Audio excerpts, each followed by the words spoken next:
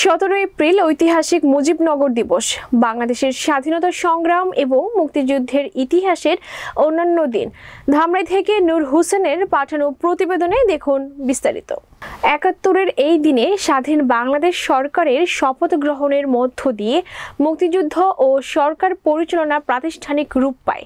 ঢাকার ধামরাইয়ে উপজেলা প্রশাসনের আয়োজনে ঐতিহাসিক মুজিবনগর দিবস ২০২৪ উদযাপন উপলক্ষে দোয়া, আলোচনা সভা, চিত্র প্রদর্শনী অনুষ্ঠিত হয়েছে।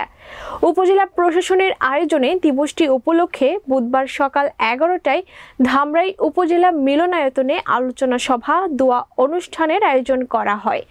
উপজেলা নির্বাহী কর্মকর্তা খান মোহাম্মদ আব্দুল্লাহ আল মামুনের সভাপতিত্বে সভাটি অনুষ্ঠিত হয়। এই সময় উপজেলা প্রশাসনের বিভিন্ন স্তরের কর্মকর্তা কর্মচারী উপস্থিত ছিলেন। আলোচনা সভায় বক্তারা বলেন, বাংলাদেশের স্বাধীনতা সংগ্রাম এবং মুক্তিযুদ্ধের ইতিহাস অনন্য দিন।